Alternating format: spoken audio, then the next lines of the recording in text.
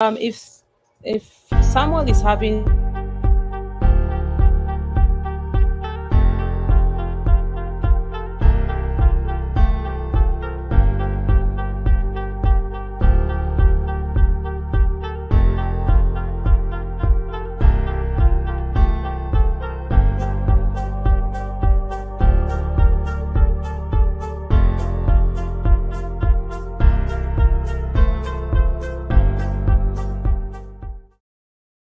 don't say anything.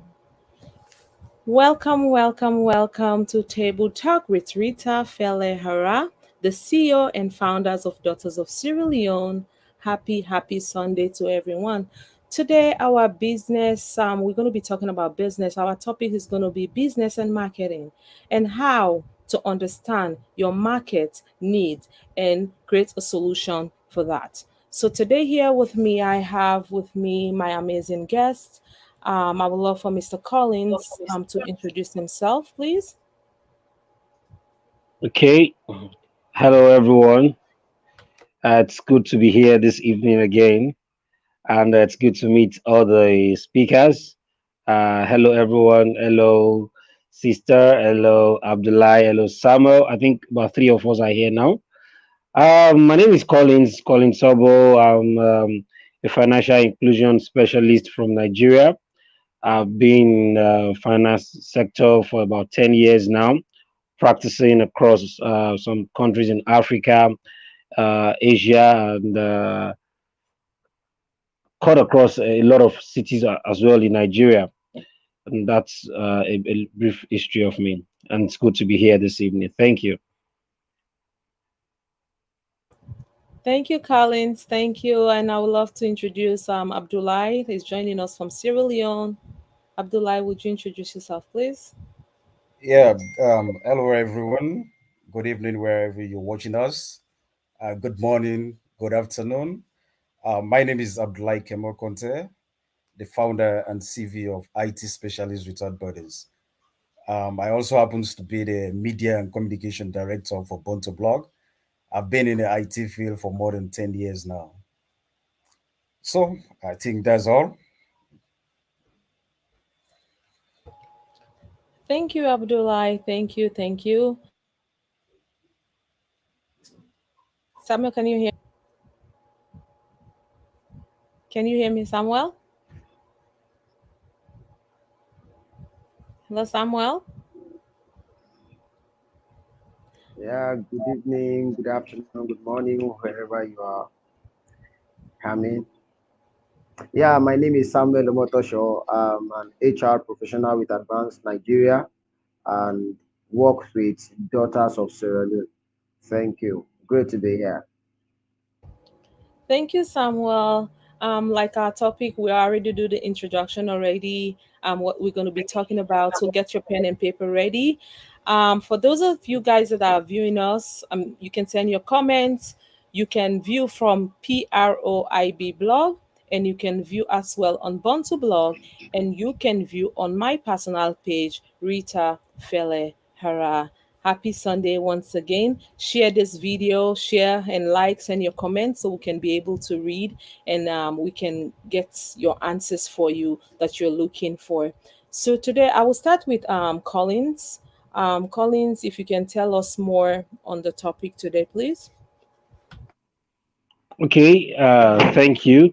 I think it's good we start from the foundation we laid about 2 or 3 weeks ago on marketing, where we try to understand the need uh, of our prospective clients, where we laid much foundation talking about creating a need, like looking for the need in the market and try to create a solution to that need. And that's where I also want to hit the point today. If you look at the topic, which is saying, okay, how do you get to know the need of the market?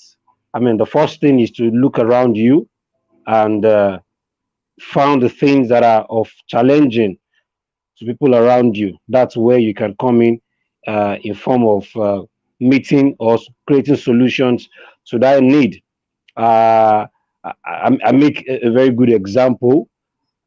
look at the product Volkswagen.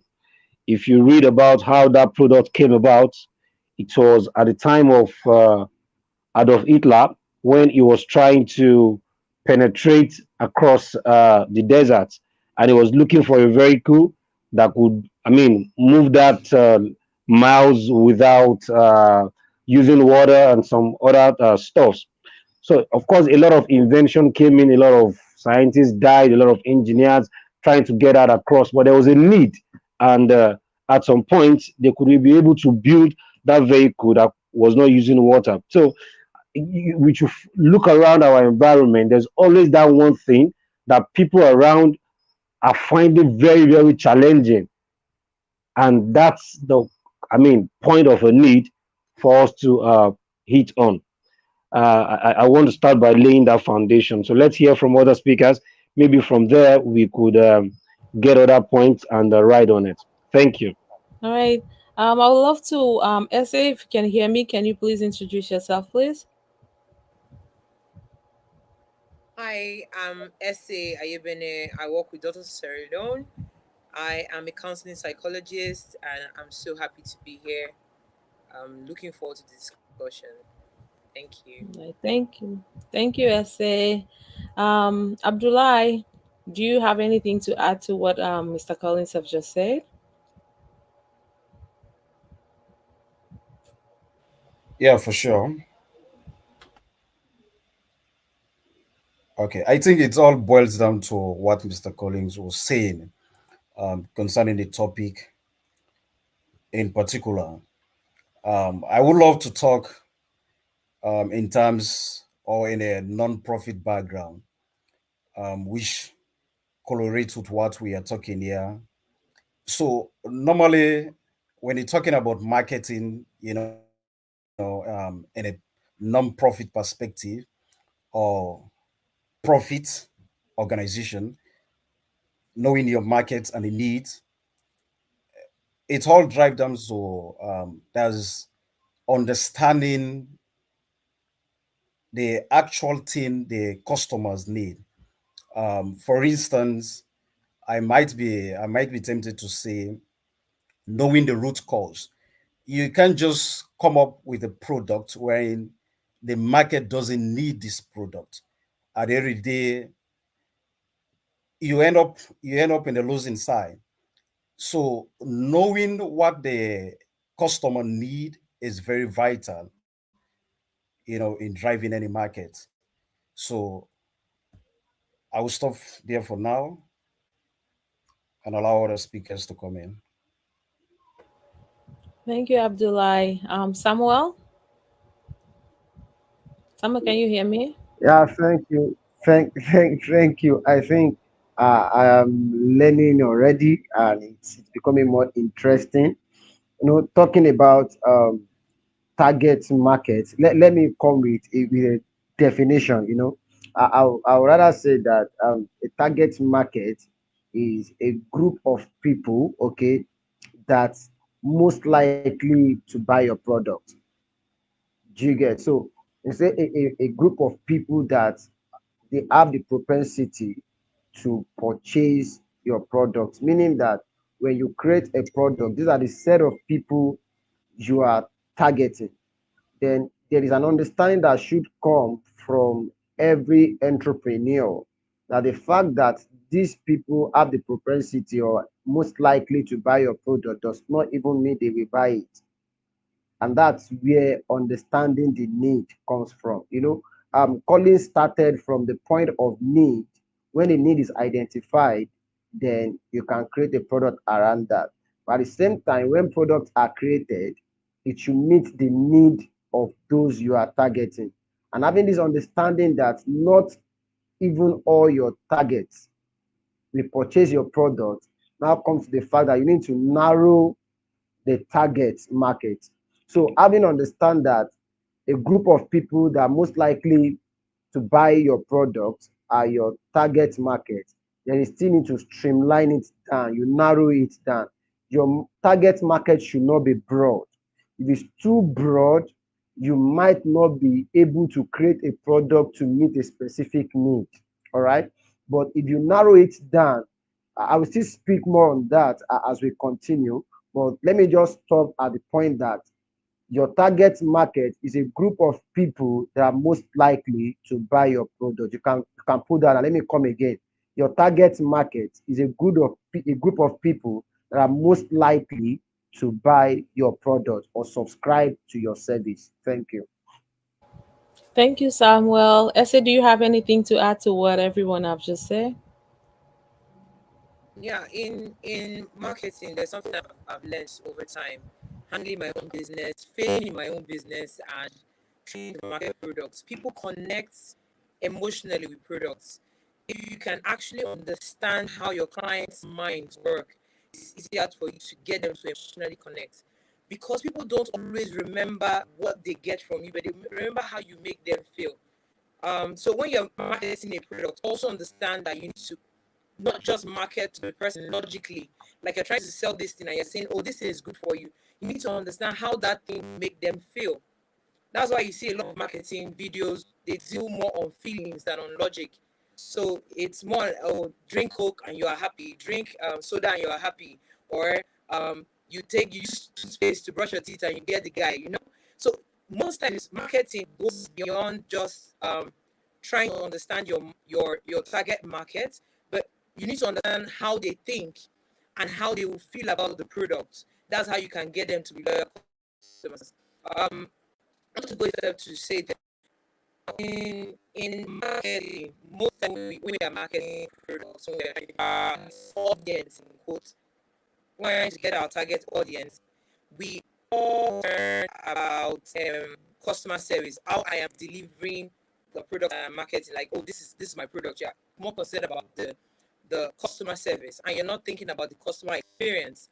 So even as you are building or trying to work on your marketing strategy, you need to understand that, oh, when I get this target market, how would I want them to feel? So not just delivering the product, thinking about how they will feel after they use the product. So all those things come into play when you are building your marketing strategy.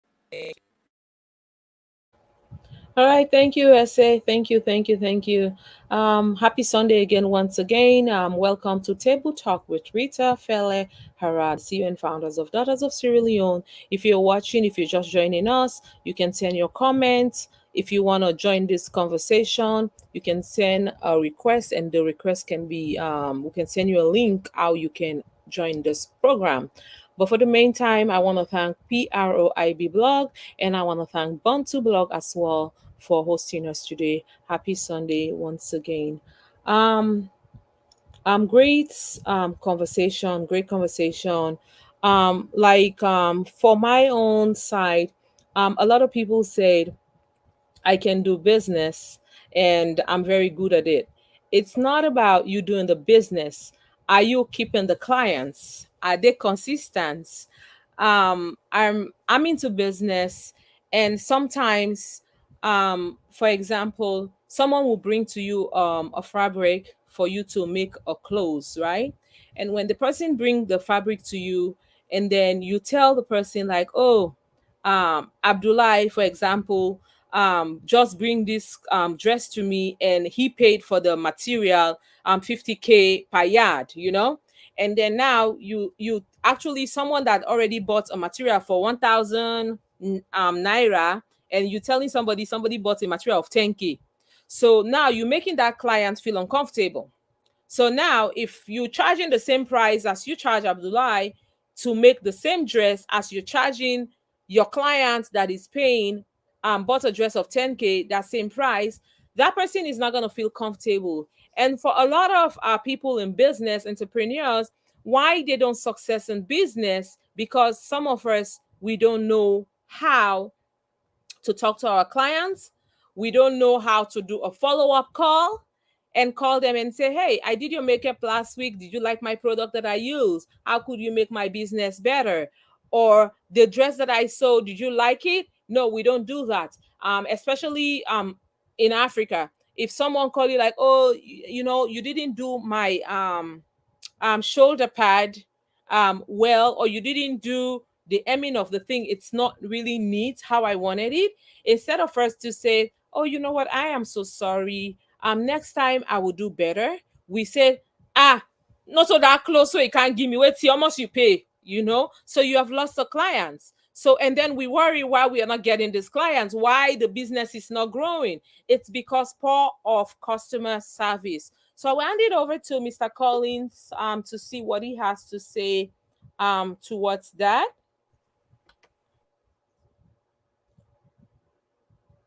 Collins, can you hear me? All right. Can you hear me? Yes, I can hear you. Okay. There's a point SA made, and I would really love to dwell on that point and probably hit something with it. It's the point of experience, and I think Sister Rita also is in line with that particular point. It's the as in what kind of experience did your client get from buying your products? For me, it matters a lot because I mean you are not the only one trying to meet a need here. So when you have a client, I mean, when you've been able to build a kind of portfolio of people around you, your target market, the people you really want to penetrate. Of course, we know the world is a global village now. You can reach as much as possible. I mean, through your internet and every other thing. But regardless, there are people of like mind that would actually be the need. I mean, be the need of your product. I mean, I cite example of at some point some people were doing sachet water and it was moving, but somebody at some point felt it could be better packaged, it could be better preserved, it could be better presented, and it came about bottled water. And in the business of bottled water, you have probably the Nestle, you have all kind of product. I mean, all kind of competitors running the same. But what is the experience? What are people getting from when they buy from you? What value is your product bringing for them to be able to say, okay, even if your pricing is higher than Mr. B that is selling the same product, why do I want to come back and get yours? It is because of the experience they've had with you, maybe the way you've treated them, maybe uh, I mean the quality of the product in terms of how you told them it was going to be, the kind of need you told them it was going to give them, and I mean the kind of solution it was going to give them, and they met it that way. So for me, the experience actually also go a long way in terms of giving the need to your market target. So I would like to also rest there, and maybe we could build from points from other speakers.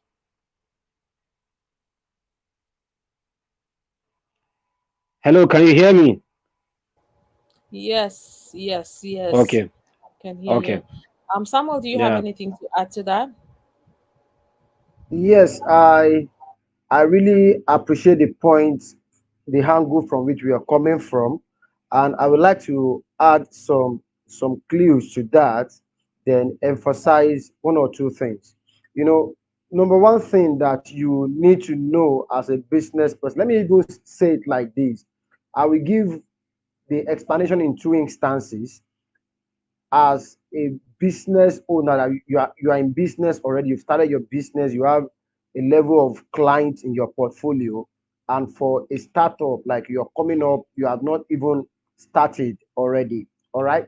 The first segment I will start with is someone that runs a business already. Number one thing you need to ask yourself is that uh the customers you have in your portfolio right now, are they the kind of people you actually want to have as customers? You need to ask yourself that question. I was doing a business consultation with a media firm. That was last week, Saturday. And I was asking the same question. Okay, let me have the list of your clients in an Excel sheet and let me see the document. And I asked the person, these people in your list, are they the kind of customers that you really want? And after I asked that question, the next question I asked was, tell me how much do you want to make before December? Then compare it with the client you have in your pool. Can they help you hit that target? If they can't help you hit that target, meaning that you have a vision, but you have the wrong set of people as your customers at the moment. So, number one thing you need to ask yourself is, my customers at the moment, are they the kind of people that I think I want as my customers? Are they paying the exact amount of money that will help me achieve my aim of doing this business. If those people are not the kind of class or status of people that you want in your customer pool, that means there is something wrong with your marketing strategy, because you have positioned your business in a way to attract some certain set of people that you are not actually interested in having. Okay, so one thing you need to know is, number one thing, who are the set of people you wanted. That's why I said earlier that not everybody in your target market will be your client. You need to streamline and narrow it down to the set of people that you want. So let's say you have a middle class customers that can even they don't care about comfort. What they want is the product or the service, irrespective of how they get it. But there are some set of people that they want their comfort, they can pay any amount as long as they still have their comfort. So you cannot attend to this kind of people the same way. So you have to decide what kind of people, and that comes down to your branding as well. Your branding is part of your marketing strategy. So there's a way you can arrange your business, you can position your business, the kind of outlook you give your business even online and offline can actually attract a set of people. So you need to know those your target market, how they think, how they feel, like SA made mention the other time. If they're kind of people that like a very cool atmosphere, they want their comfort, then you must provide that comfort. Because if they come to patronize you once and they don't experience that comfort, they will never come back. All right, that's for someone that have started business already, meaning that if your client base are not a set of people that you want, you may begin to turn down some clients to attract the ones you want. I asked the person, I said, you are having clients, you are working, actually you have a pool of clients and you are working every day, are you getting the ROI, the return on investment that you desire? The person said no, and definitely you're not in business. But for you, if you're just starting your business afresh, okay, you have to decide, select a demography for yourself, like, okay, these are the kind of people that I want. How do they think? How do they feel? Then you now design your business around their feelings, around their needs, around their comfort. When you meet it, they will come and they will stay. Thank you. Let me stop there.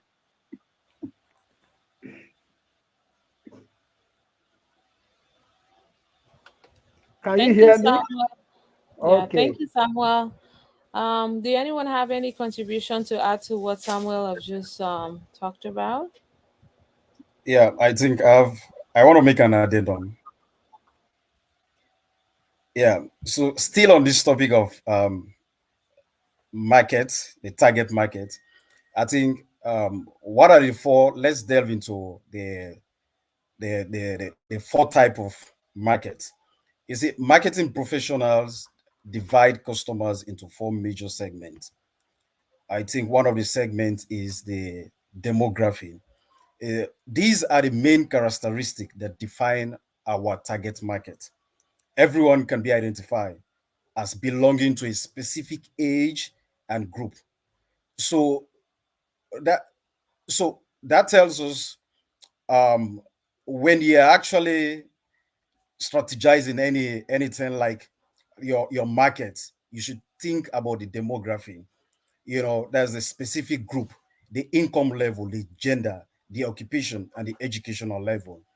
The next one is, I think, the geography. This particular segment is increasingly related in the era of the globalization. That's the regional preference need to be taken into account. The next one is the physiography. That's a segment beyond the basic of the demograph to consider the lifestyle, the attitude, the interest, and the value. I think the last is the behavioral. This is the one segment that relies on the research, which is very important when doing any strategy of knowing your targeted market. Research is very important. You know, it cuts across all company these days. doing research and making decision is very important. So I will stop there for now.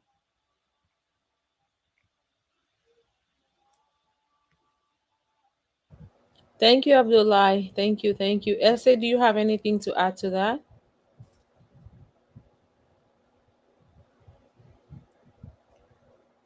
Okay. Happy Sunday once again to all our viewers. We want to thank you for joining in. If you want to be part of this conversation, you can join us on PROIB blog, and you can join us as well on Bantu blog and my personal page, Rita Felleh Arah. Let's talk. This is table talk. Let's have the conversation. Elsie, can you hear me, please? Okay. Anyone has Colin Samuel? Do you have anything to add to that, Samuel? We can hear her. Um, Okay, can you hear me? yes, yes. All right. The topic is actually getting much more interesting. But Samuel is really hitting it up, and Abdullah is not taking it easy here too. All right. What I would like to add to, I mean, the point where, I mean, we speak about the researches, I mean, the demography, and of course, the physiological part of the research you have to make in your businesses.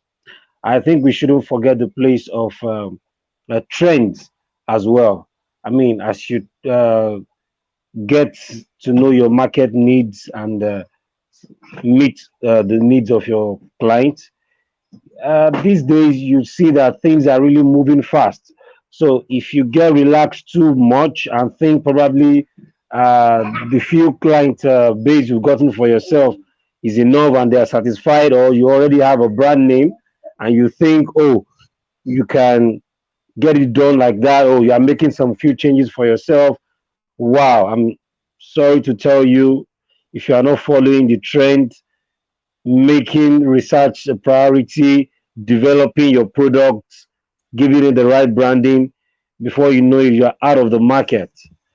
Recently, I read a story of Nokia at 2006, where their MD boasts to say who can meet the telephone champion. So at that time, they had about 50% of the world using their product. So of course they were the number one cell phone, and he was boasting saying who can beat the cell phone champions. And of course, you and I know what happens to Nokia of today.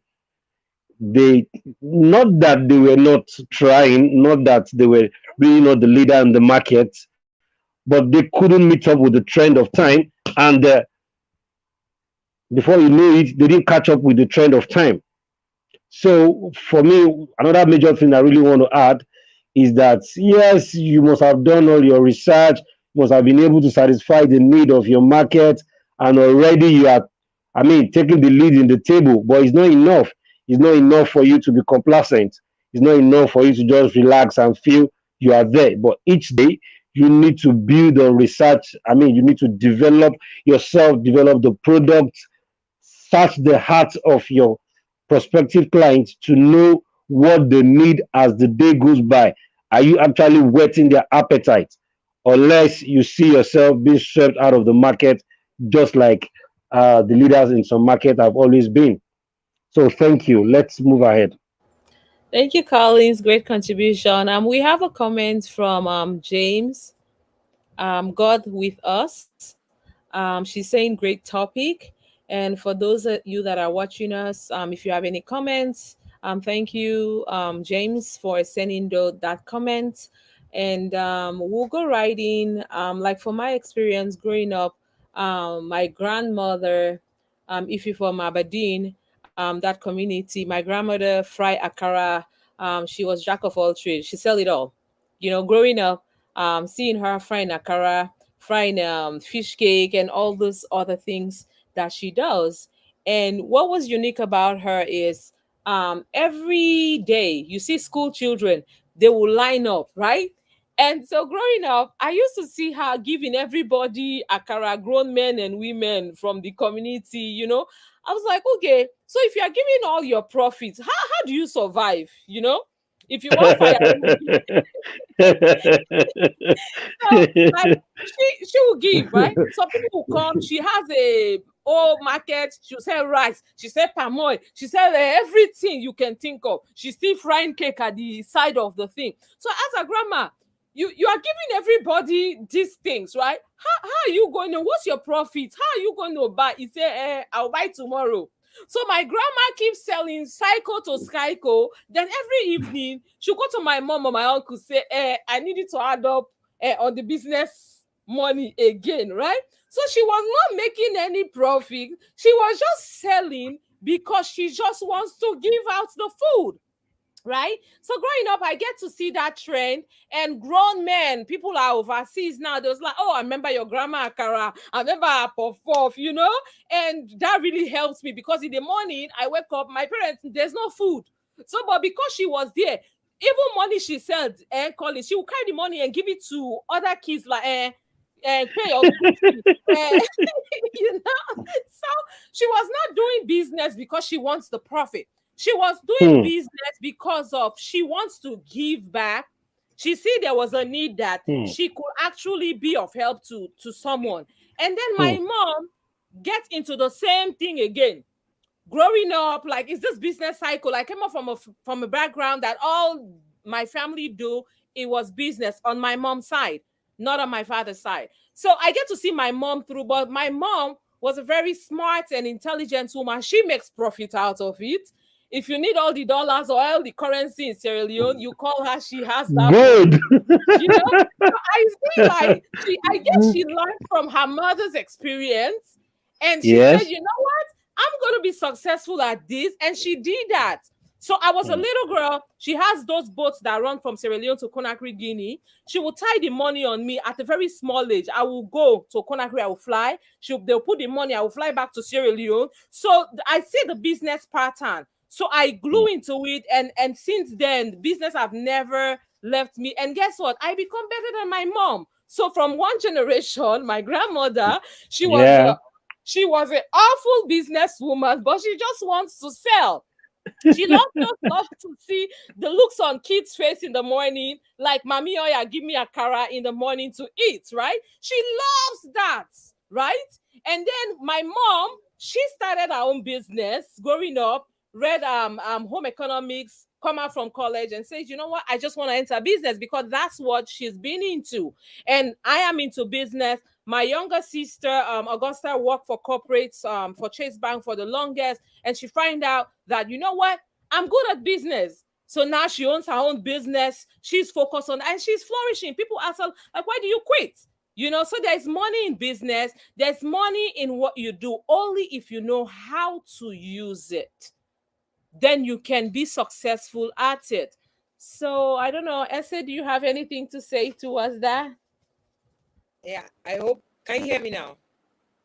We can hear I don't you, know if you but can. it's a little bit like your mic. It's a little bit Okay. shaky.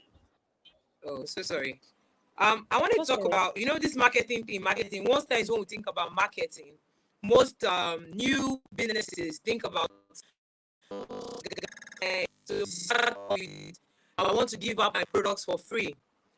It's this your story that just made me think about that. So you see people wanting to sell a particular product, and then the first thing they advertise is, oh, I'm going to give out today. We're going to giving out free products, and there's a downside to it because most people that collect products for free will not want to pay. Like those people coming to collect free food from your grandmom, most times, even when they have money, they will not come to pay because they know if they come back, you will give them for free.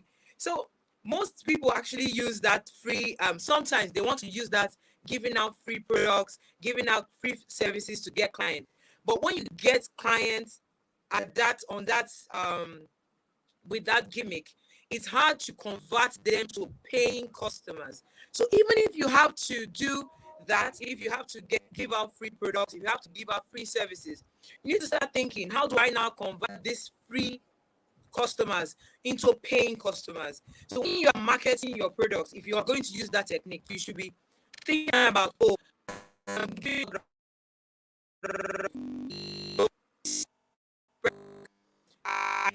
on this technique. So give out, don't say free, say discount. So you want to get to the client. So instead of saying free, because most times people know that what is free might not really be so much of quality because it's free. You understand? A young man was advertising online before I logged in. I saw it and he said, "Come do my printing. It is cheap." Now that word cheap, if when you hear cheap is substandard, when you hear cheap. So as a business person, if you are marketing your product, be careful with the terms you use to market yourself. Don't use words like cheap. Instead of using words like cheap, you use affordable. And instead of giving out free, give discounted rate. So you let them know this thing is for 100 naira, but I'm going to sell it because I'm just starting up. It's 20. So at the back of my mind, I know the value of the thing is 100, but you are giving it for 20 because you are looking for customers. It makes the new clients understand your value and know that, oh, you're giving a value of 100 naira or 100 leon for 10 leon because you're looking for new clients. So in marketing, all these things come into play because yes, I've seen people try to start a restaurant and they'll say, today we're going to give free food in restaurants. You think those people that eat free food will come back and pay? They will not come back. They won't. Thank you, Essay. Like the last segment we have, and Abdullah talked about anything that is free. People don't value that. Like what Essay just said, it's true. What we use towards our business is very important. As much as we want a client, but we don't want to keep being on the losing side. Because one, you can say I have a taste, I have a food taste, right? If it's a restaurant, or you could say I have products for you to sample products, right? If you buy something, I could give a sample lip gloss, or if you're into any other business, you want to drive the traffic in. Anything you said free, people be like, it's free. No, no, not it's not good. That's why we are giving it for free. That's just the thing that come into mind. If someone is telling me now I'm marketing a lipstick, and then he said the lipstick is for free, so what comes into my mind is it good? Is it quality? The quality, is it there? Why are they giving it for free? Is it going to break me out? Right, that's what comes into my mind. So we should be careful what we put online and how we want to market our product. Especially sometimes we want to sell, we want to drive the attention, we want to drive people to our stores or to our business, right? Like now, if you call me, I want a coat for my office. As much as I don't have any client, I send my office, they'll go, they measure it out. And guess what? I'm not telling you that it's for free. We have a promotion going on. This promotion is going to go on for 30 days. And after the 30 days, if it was for $5,000, I'll bill you maybe for $3,000 or $4,000, right? Because the people that I'm going to send there to service that property, I have to pay them. It's not free. So either or, I'm still getting something. I'm paying my staff to go and service that building, and I'm still getting something for myself to buy myself some Coca-Cola, or treat my high chief to something nice, right? So I'm not losing. Either or, I'm winning. We'll have a nice dinner, and I'm still able to pay my staff, right? So that's a good business. I'm not just saying I'm going to come and clean your whole entire building, so it's free. No, no, it doesn't run that way. So I don't know if anyone has something to say, Collins, to add to what I just said. Okay. The first thing I'd like to say is we would love to have more of your grandmas at this time.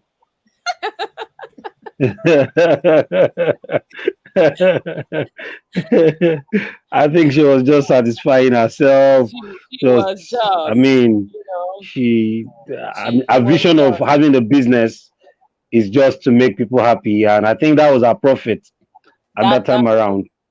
that was Yes. that was So And sometimes when I looked at myself and I see a little bit of her in me, then I see the toughness of my mom get rubbed off in me. Then I mean, just in the middle. So sometimes when people look at me, they don't know what to think of me. And sometimes people that knew me actually growing up, like from a little girl to where am I, they was like, "Oh, you look like your mom." And in the business stuff, but then you have something of your grandma. And then sometimes something will come up. I was like, oh, it's okay. And then my husband will look at me, are you kidding me? Like, I was like, babe, just let the person go. It's like, oh my God, I'm gonna be broke with you. I was like, no, it's okay. And then when you turn around, that same person that you offered that goodness to, the person will turn out and say, you know what? I know this person. They will refer someone to you that you will actually make more money than exactly. what it is. And so Yeah. sometimes I would, like when my mom passed away, I remember going to buy fabric to make her clothes for the burial. And someone, the person I walk into the store, was somebody that my mom have helped to where the person is now. When they wanted to start running Dubai, my mom used to give her, my mom would come. She would say, okay, you want to sell something, you want to sell okrika, go to my shop and go and get something. You will go and get. He said, I don't know you, but I trust you. I believe you would be a good business person. So she did that. This person has a whole store. She's going to Dubai now. She's selling. So when I get to Sierra Leone for the burial, and this person was like, someone was just passing. It was like, oh, that's Miss Rafi's daughter. That's my mom's name. And then she looked at me and she said, oh my God. So we took fabric of like maybe $300 or $400 for family. You know how it is. That was like 17 years back. And the person told me, like, oh, you can't pay for it. I was like, are you kidding me? I said, why? Hmm. She said, who I am today, your mom made me to be who I am today. And I remember those words. And I tell myself, Lord, lead me into that direction where my mom didn't get to. I want to get to there and I want to pass that because doing good, it pays, right? So she told me I can't pay for the stuff. I said, your mom was the one that made me to, but she believes in me. So that's why I get that concept of believing someone. You could be on top today, but by helping someone, guess what? My joy, I tell my people that work with me, people that have worked with me and they're still working with me, I tell them every day, it's not if you're on top today, it doesn't mean, we have a say in Africa, say millionaire at home painter. We don't pray for that to happen, but when it happens, you have people that you have empowered, that you've trained, and they will look at, say, you know what, this person was a very good support system to me. But Africa, what I noticed, if we're on top, we just want the title and say, ah, na me na the bra, or I'm the oga. You should call me oga forever. No, Samuel can be my oga tomorrow. Guess what? Am I happy with it? Yes, because I want to see him grow. I want to see him do more than what I have done. And what is the fulfillment about it? I am happy because guess what? Samuel has been with me. So my prayer for Samuel to excel, to grow in life. So for us to have that mindset as Africans and as a human being, because if my mom didn't do that for someone, would that person will be telling me I should take free clothes for everybody in the entire family for free? No, she would have not done that. So let continue to be good. Let continue to be nice in your own way, in your own small way. Even hello can help someone. Even how are you doing can help someone. It is well can help someone. So I would like to pass it on to if anyone has any contribution to make towards that. Yeah, I think I want to make a contribution. I want to let me start by referencing colleagues. Colleagues was talking about Nokia. Let me just share my own experience. I think when it comes to Nokia, the problem with Nokia was just like what colleague mentioned was they didn't identify the market. Um, because when it comes to identification, it goes with following the customer need, analysis via survey, interview, the group, focus group, and social media. Of course, social media plays a very integral role these days. So I can still remember in those days. after the war in Sierra Leone, way back in the year 2000. At that time, Nokia was leading the market. Make no mistake about that. They were having this type of phone they call Nokia 3310 just after the war. And in fact, during that time, even for you to have a phone is very hard because it was very expensive. Not to talk about a SIM card. SIM card in those days, my dad bought SIM card in US dollars. So there was a time when my dad was having this Nokia 310. I stole this phone just so I can go to school, intimidate my friend. I can't forget that bitter experience. I went to school, took the phone, I can took the phone imagine. from my hand. They gave me merciless beating. So I can relate with Nokia, your story. for sure. So what I want to make mention here is based on complacent, and there's a problem most entrepreneurs these days do have. They are just complacent. Nokia in those days, knowing fully they are in the market just after the war, they were complacent, not knowing that's the time the like of Samsung were at the bench line watching. Say when we come to the market, look at the like of Samsung these days. When we come to the market, it will be unique. They start look at Samsung, their product very unique. In fact, every year they improve.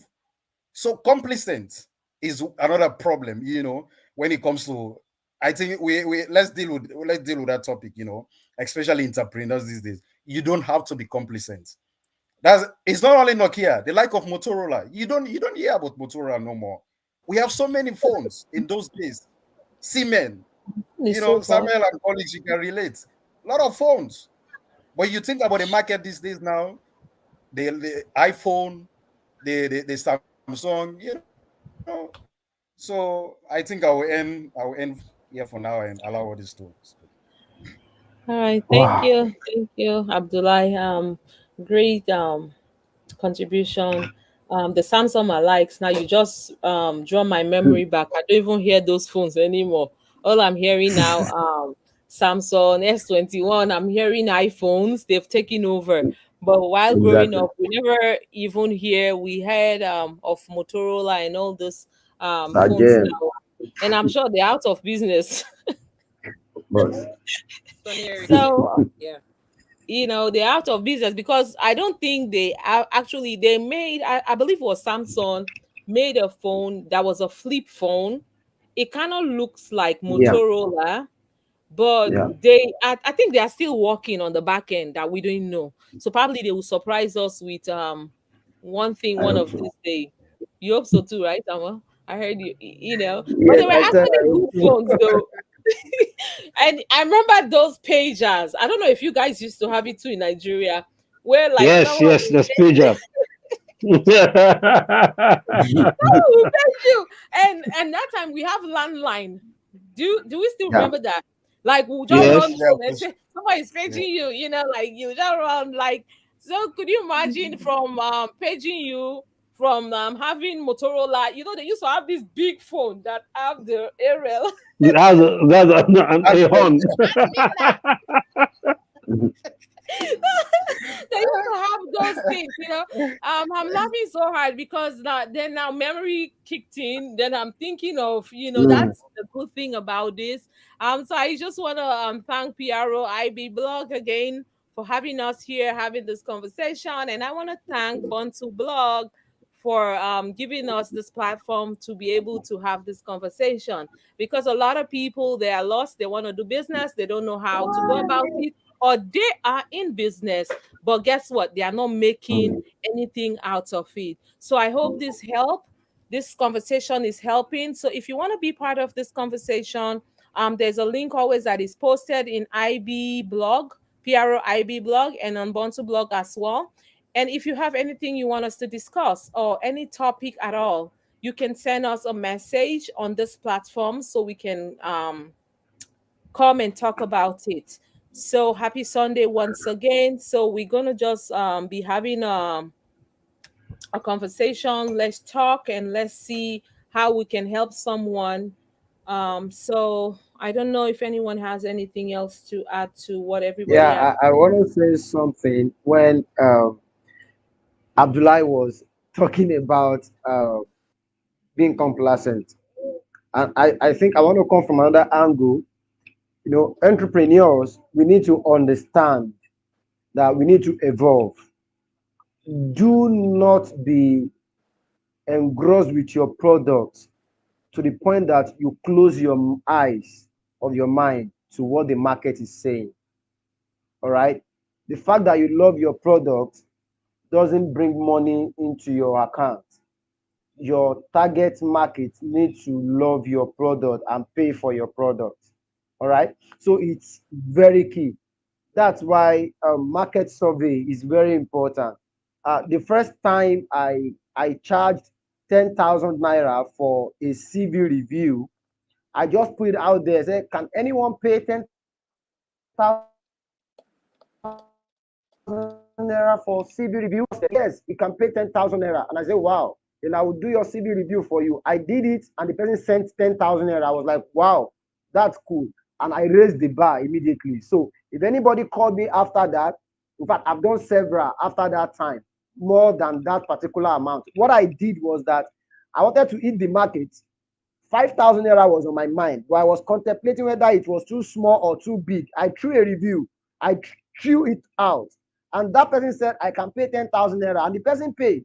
After I raised the bar, I put 20,000 naira, and I've been getting 20,000 naira for CV review, depending on the kind of CV. All right, look at Toyota and Rolls Royce. Toyota has the number. All right, a lot of people ride Toyota cars, unlike Rolls Royce. But at the end, who makes more money? So it's now it's personal. It's on what you want. Do you have do you need a large number of customers, or you want to make more money? So if you want to make more money, those people you want to make more money from, what is their expectation? What are those things they like? Then you have to meet their demand. And if you need to just target the low, I don't want to use the word low, some certain set of people that are not as the high class as those that will buy Rolls Royce, like the business model of Rolls Royce and Toyota. So it's a function of you not being too engrossed with your product. You loving your product doesn't mean your product will sell. Sell what people want. And that's why the feedback from them is very important, especially at the pilot phase of your marketing. Thank you so much.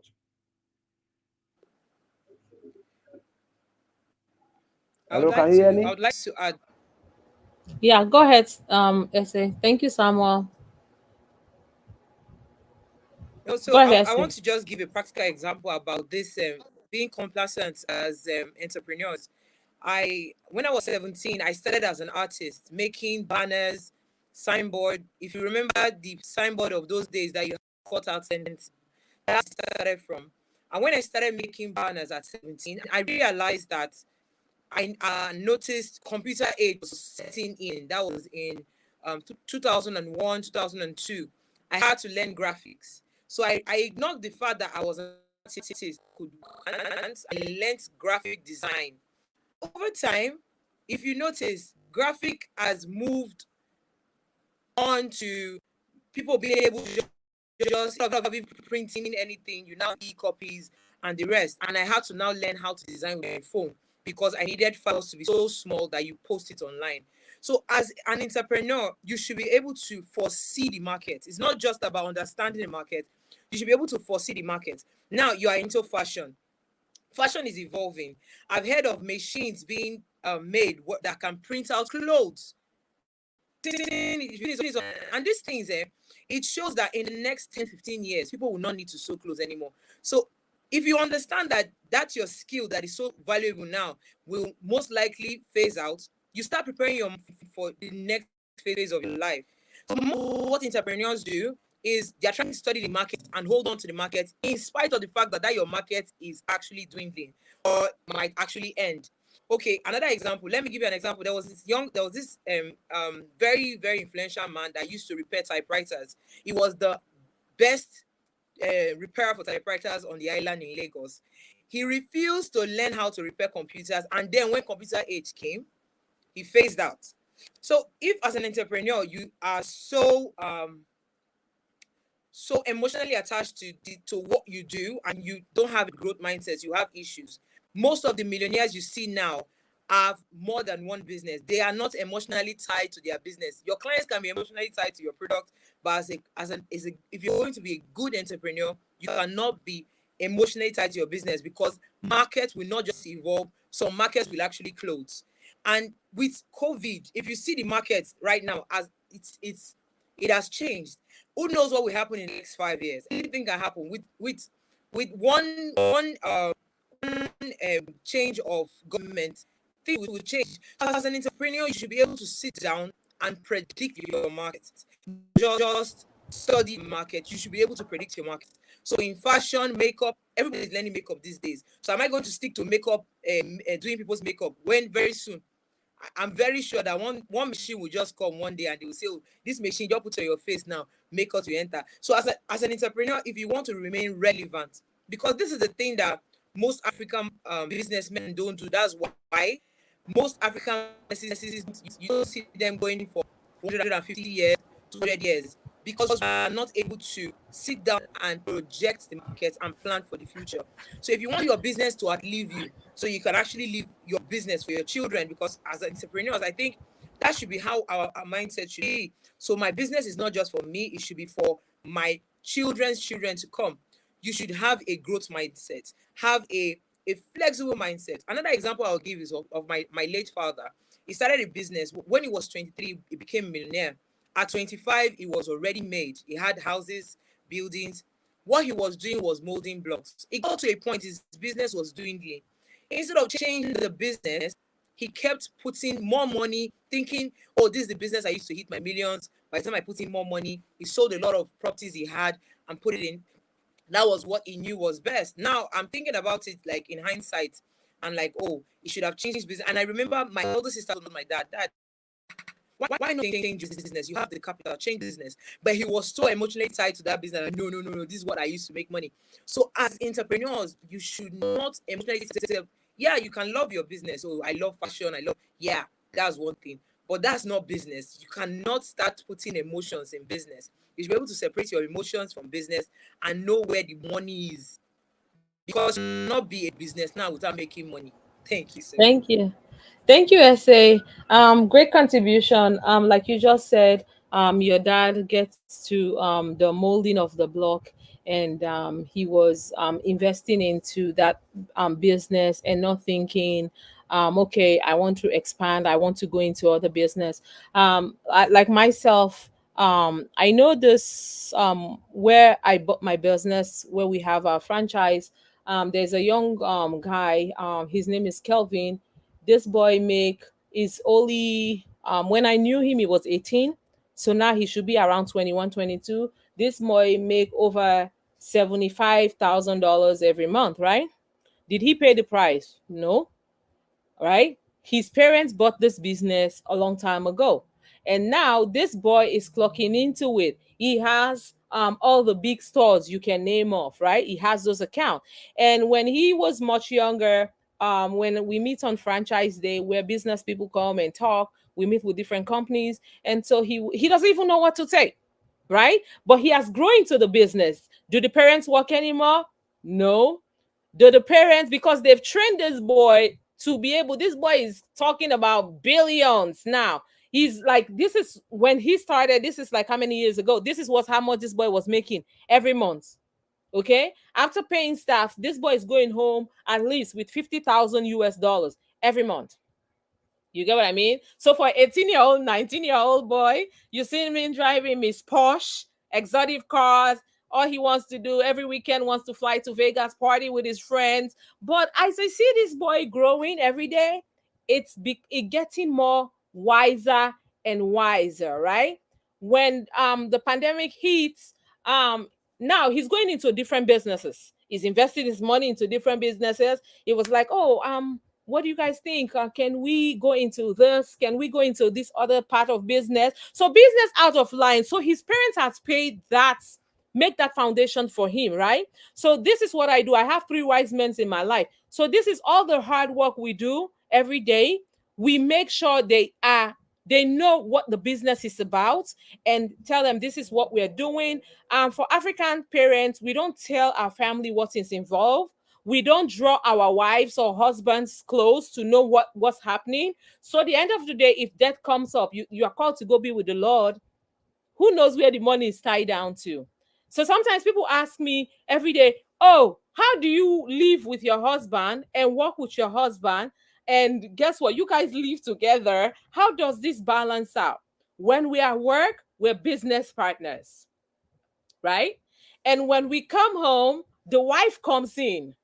When I'm ready to handle a mother responsibility, I'm handling it, right? So when it comes to most Africans, so they wonder, like, how can you do a business and you involve your wife solely into the business? Or how can you do business and involve your wife solely? If it's meeting comes up, I'm dressed up, I don't know who is high chief. I have my face up. Hello, how, I'm dealing with business, right? When we come off of that, it's my husband. But when I'm dealing with business, like, oh, where's my share? What's happening like that? So let's try to encourage, if you guys are not working together, you want to go into business. I've heard people say, oh, I will never go into business with my wife. I'll never go into business with my partner. But guess what? Samuel, the wife, does great designs. She's very good at what she does. Samuel might not know how to do all those graphics and all those stuff, but how he pays support? By sitting there, baby, do you need some water? Samuel is part of that business. Collins does the same as well. Essay, we goes on. And Abdullah, everybody. So you can be a part of your spouse business. You can be, so don't have that our old papa mentality or old mama mentality. I don't want to work with my husband, quote unquote. This money should not be your problem.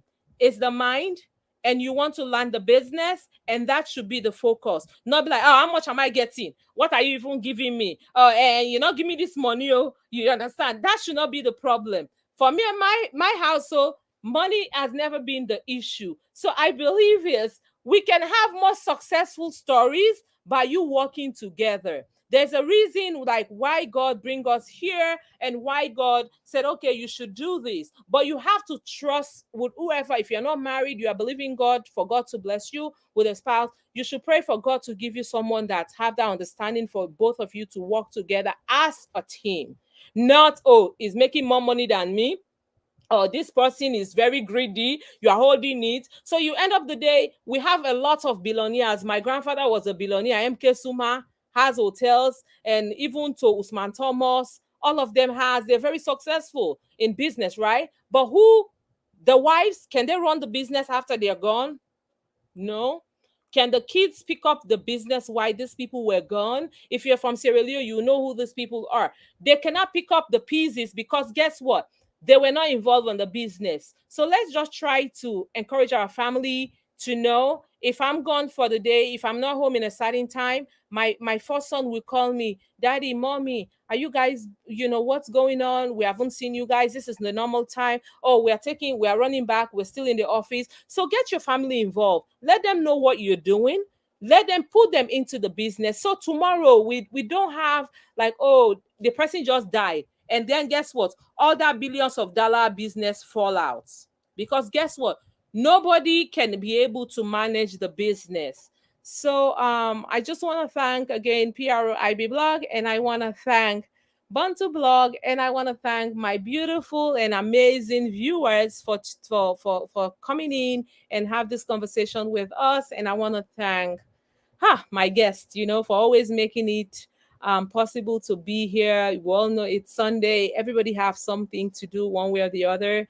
But we are here to share knowledge and to talk about important things because Africans, like we always say, we all know more than anybody. You can't tell us anything. If you talk about business, I know business. You can't tell me. I don't believe in you telling me. If you ask them, what are your bookkeep? Nobody wants to know how much are you making, how much you put into the business. We all know. And guess what? That's why most of us are failing. We are not going forward because nobody wants to listen to what someone have to say. So I believe we all have learned a lot today, and we're listening to what all these people have to say to us.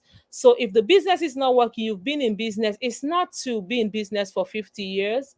You can be in business for 1 year and you can make it. You can be a very successful person in what you do. It's how you do it.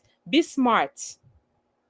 Think, take criticism. If someone say you are not doing your business well, say, you know what, I'm willing to suggestion and I want to learn. Don't just be like roll your eyes and say, I don't do that business, who done are you, what you want tell me? That's our problem. Then guess what, how come you going to tell me how to run my business? Who you be? I get a phd in this. It's not about the degree you have. It's about being a smart, intelligent, and able to run your business. So I want to thank you guys again. Till we'll meet again. This is Table Talk with Rita Felleh Arah. So I would love for my guests to say their final bye to you guys. I'll start with Mr. Collins. If you have anything to say before we draw the curtain. Okay, I want to say big thank you to everyone that has spoken this time. Personally, I'm also well equipped with what some of us have said. I've learned one or two things and I've jotted them down in my notes.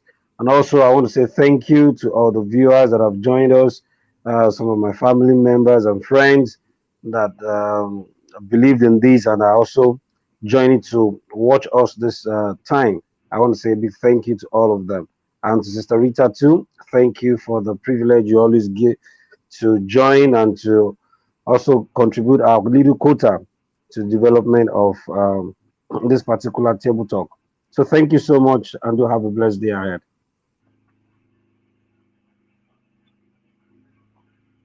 Yes, before we start for everyone to say bye, we have Basiru. He's saying that I'm having fun time here with this program.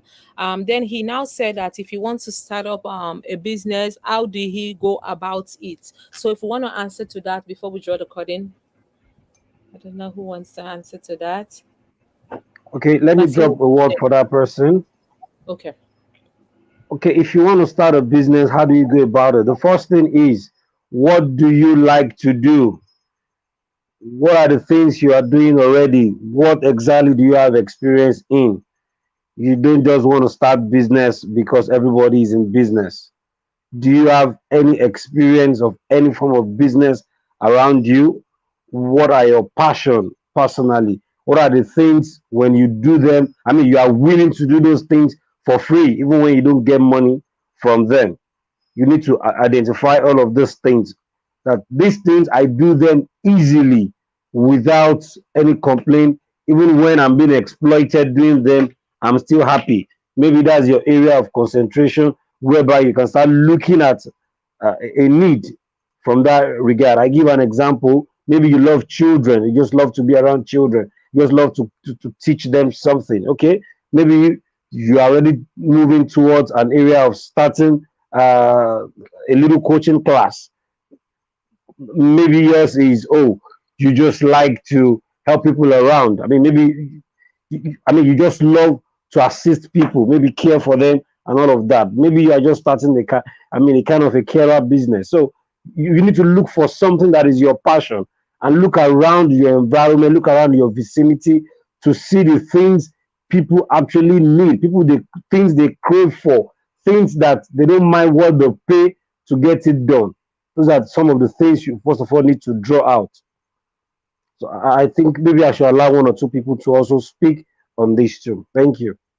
Okay, we have Joseph Mansare. He's asking a question. I don't know if Essay or Sam you want to go to that. I know it's our time already to log out, but people are now is when people are coming on board asking questions. So I don't know if we wanted to attend to that. Is everybody okay with that?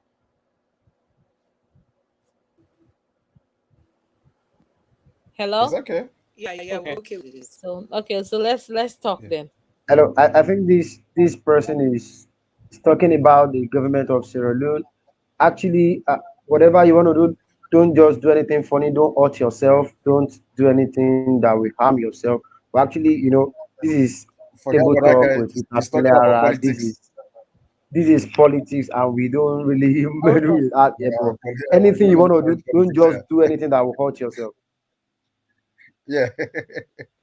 Okay, let me address that, Samuel. Uh, we are coming here, we are not discussing about government. I believe we are the government as human beings, and we can able to make decisions and choose carefully decisions, how we want to run our lives. So like people always said, okay, government is not doing that. I live in the US, in California, and I don't remember what Biden is doing for me, per se, since he get into um the office. I don't remember what he actually has done for me personally, right? So let not just tie our thing into what government is doing for me. What, as an individual, as a citizen of Nigeria or from Sierra Leone or from Ghana, what are we doing to help out in our communities, right? I remember growing up, my mom, we used to see our roads, right? It was messed up. She has a car, and people in our street have a car. They have more money than my mom, but my mom will pay the youths to break blocks and to make the road smooth, right? Because she wants to drive her car, and she see like, okay, it's a beautiful community. So anything you can do to help yourself, let have this mindset. Let don't just tie everything to government. And this program is not here to talk about what government is doing. We are here to talk about ourselves. We have different programs on health. We have different programs about everything that we want to learn. If you have a program, my brother, Mr. Mansare, you can let us know what you wanted to discuss. We are not discussing about politics, what government is doing. That's what government wants to do. But us, as a citizen of wherever we are in, what we do, we are responsible for that. So we don't want to be talking about what government is doing and what government. I hope I speak for everyone here, the panelists. Yes, yes, exactly. Okay, so we Yeah, can I want to also add. I want to add to. I want to add to what you said, Mama. Like if you're doing something, you're trying to change things by doing things out of your control. Let me rephrase that. Like there's this saying that says, God grant me peace to accept the things I cannot change, courage to change the things I can, and wisdom to know the difference. Now, there's a difference between what you can change and what you can't change. As a psychologist, I would advise that you focus your energy on things you can change. Because if you focus your energy on things you can't change, you might most likely have breakdown, depression, and anxiety. That's actually what causes most people's anxiety, trying to control things that are outside of your control. So focus on what you have over. That lead you to have better peace of mind. Thank you. thank you, SA. Anyone has anything to say? Abdullah? I think the person Um, asking the question is still, I think the question is still there. Bashiru, so say, yeah, I think Okay, I Bashiru's didn't question see has that. been answered by colleagues. Okay. It's the same question. How do I go about Yes, a we already business? okay, answered Yeah, that. started. That was Yeah. Mr. yeah, Mansari was asking those questions. And to us, we always, as Africans, if someone did something to me, I have this mind game and that we always play. We don't tell the right stories. We always want to blame someone for our downfalls. If my business didn't go on well, I said it's Collins that didn't give me proper advice. That's why my business didn't go well. We as Africans, and I've seen these patterns a lot, we always want to blame someone for something. We should be able to be accountable of things we do. As an adult, you're 18, you're responsible for any decision, for any actions you take towards your life, right? And I've lived the shores of Sierra Leone for quite a long time. Since the pandemic, and sometimes people call me from Sierra Leone and said, "Oh, this is happening in Sierra Leone, or this is happening in Nigeria." It's a global thing, okay? It's happening everywhere, right? Before I would just get in my car to fill my gas tank is like $100, right? So before I just used to drive anyhow, like just drive because I want to drive. Now I can't be doing that anymore. Now if I want to go somewhere, I check first, like where am I going? Is it worth it to drive off, right? Before we start the broadcast, I was telling you guys we were having some internet issue. I shared, right? But people probably in Sierra Leone or in Nigeria would think it's the government or it's this person. We as citizens, it's our responsibility I'm a citizen of the United States of America. What Biden do and what Biden didn't do, it's none of my business. It's my business to air out my opinion. But is it changing? Are they working on it? Maybe. Are they not working on it? No. But should I still be eating rice and cassava leaf? Heck yeah. I want to eat egusi and fufu. Sure, that's my business. So let's just stop this blame game. Why these people? You don't know how hard, you know. For me, I used to think the same way, but when I get to leadership, I know it's not an easy job. It doesn't take one person to do it. It takes you, it takes me, it takes essay, it takes everybody to come together and work to get a good result. So if you're seeing that something is not right in your community, you have a counselor, you talk to them, you have a community person. That's why they put all these people there to let the ear out what you want to say and what is not done, right? Like when my husband wants to join me in the US, Maxine Waters is part of my congresswoman, and I was seeing a delay. I make a call, right? It's my right as a citizen, right? To make those calls. So it's your right. If you're in Eastern or wherever you are, you see something is not happening, call your local office and ask them, why didn't I have a light? It's your right as a citizen. So you are not off place. So but let's just stop playing the mind game and pointing fingers at everyone. The road is not made, is this person. You can do that as well because you're from that community. Like DOSL now, we are doing programs in Sierra Leone. Am I living there? No. Do I have a daughter? No. So why do I have to go to Sierra Leone and do program? My husband is not from Sierra Leone, he's a Nigerian. My kids are all Nigerians. They're born in America. But now when you ask them, where are you guys from? They tell you, my mom is from Sierra Leone, but I'm a Nigerian. You get the knowledge, right? You get it, right? So I'm not going to tell them, no, you are not Nigerian. You are from you get what I'm saying? So, but it's what they believe who they are, right? But do they tell people that my mom is from Sierra Leone? Yes. They'll straight up tell you. Before I used to get upset. I used to say, why are they telling people that? Oh, they will tell you straight up, oh, my mom is from Sierra Leone, but we are Nigerians. They will tell you that in a minute. So, but I can't change that. So tomorrow, if they said, okay, they want to come to Sierra Leone, but they identify themselves, and because that's who they are, that's the DNA, they are from there. Okay, so do I have anything to do with that? So am I going to say, oh, the US government, they were born in America, so they should claim US? No. Or they should say they are from US. They were born here. They know they were born here, but are they Africans? Yes. So they identify that. So the sooner we identify our problems and we know what we were created for in a society, and stop making it's hard everywhere. My brother, my sister, it's hard everywhere. If I call Nigeria now, someone will tell me the whole download of what's happening in Nigeria. If I'm in the US here, I could give him my own download. But guess what? We are not saying it's Biden. We are not saying when anybody was in power. But guess what? What makes it nice is we are taking responsibility of whatever situation is the economy. We deal with it and we move on. So I believe in Sierra Leone as well. Let's stop this politic talk.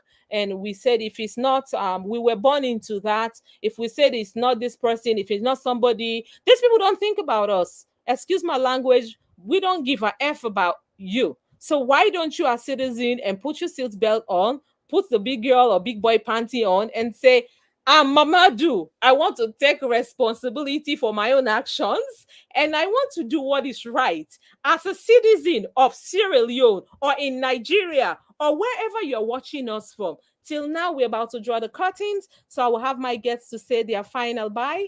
And till next time, this is Table Talk with Rita Felleh Arah. Okay, Mama, Yeah. before I say my bye bye, I would love to add to what Essie was talking about empathy. Let me just give this last example.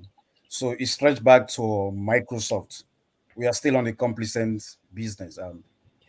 So Microsoft in those days they started with the operating system called the Windows 95, from Windows 95, Windows 98.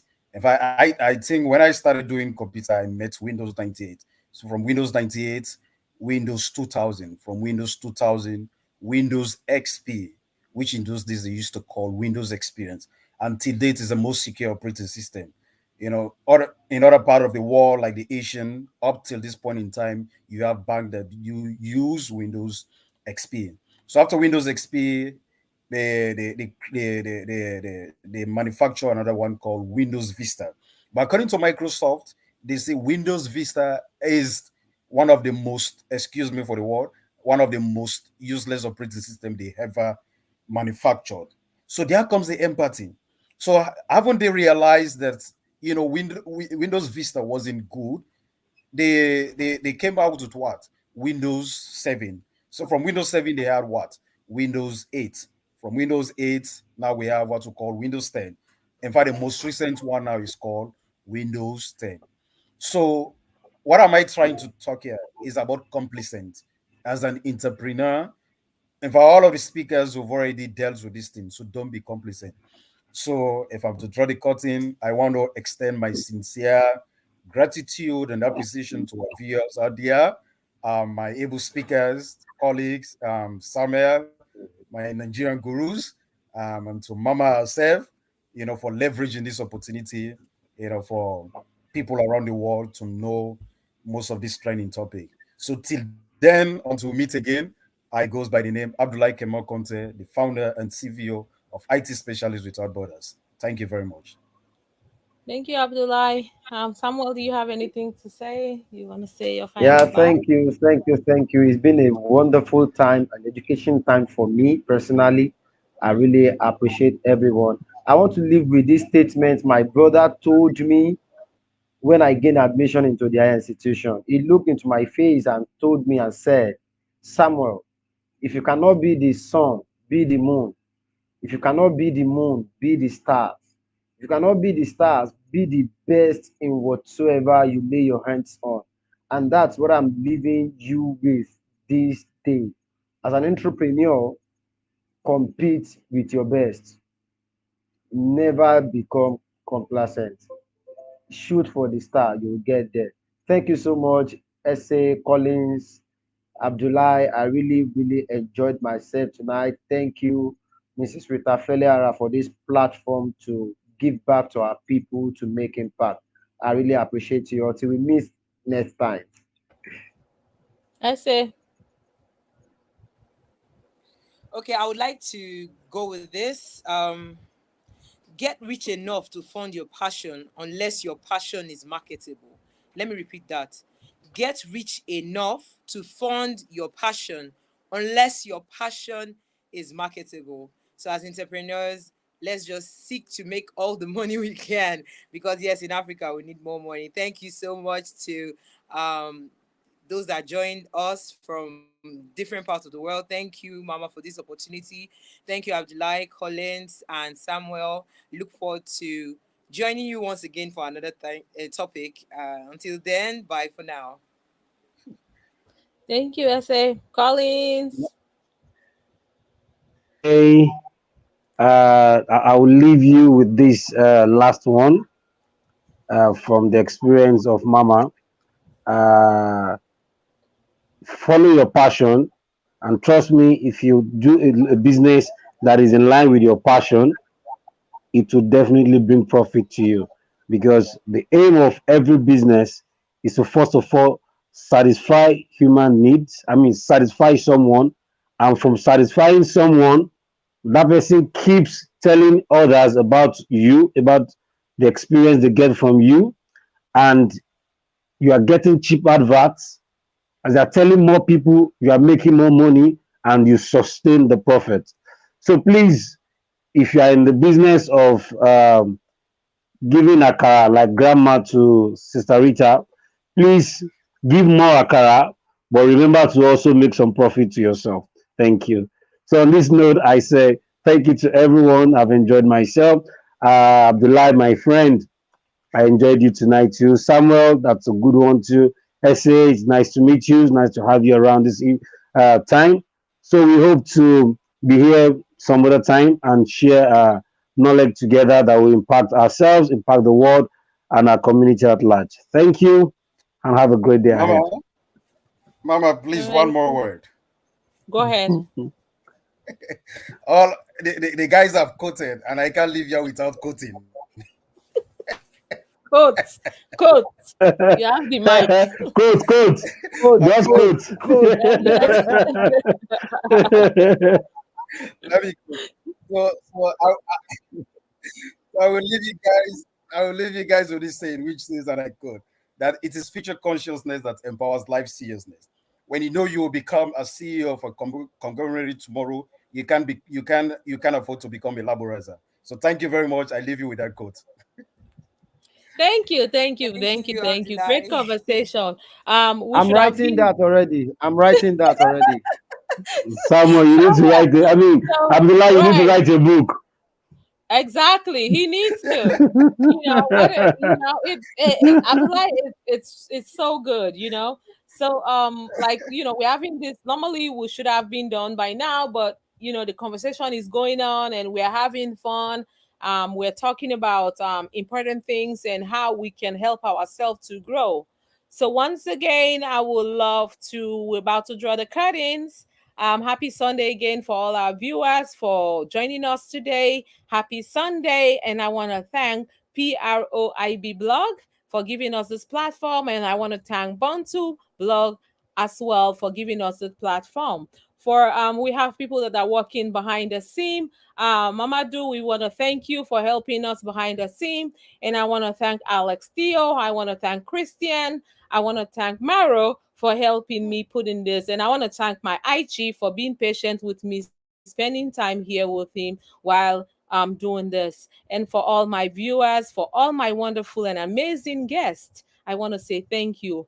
This thing would not have been possible without giving me your time today for us to change lives, for us to talk to our people. And that's the unique part about it. So till next time, we want to say bye. Table Talk with Rita Felleh Arah. Every weekend, we are here every Sunday at 12 p.m. my time. California and Nigeria is 8 p.m. And in Sierra Leone, it's 7 p.m. So till we meet again, we're about to draw the curtain. Bye. And thank you for watching. Have a blessed Thank you, Sunday. guys. I Thank say thank you. you, colleagues. All right, bye everyone. Thank you, Bye guys. Abdullah, say everyone. Bye. Bye Samuel. Bye Bye. Mama. Bye. Bye Bye, bye. bye, bye. You are. Samuel. Thank you guys. Thank you, Collins. Thank you, Thank you, Mama. Thank Abdullah. you, Mama. Thank Thank you, you. Samuel. You look sleepy. Happy Monday tomorrow. And happy first. Yeah, yeah.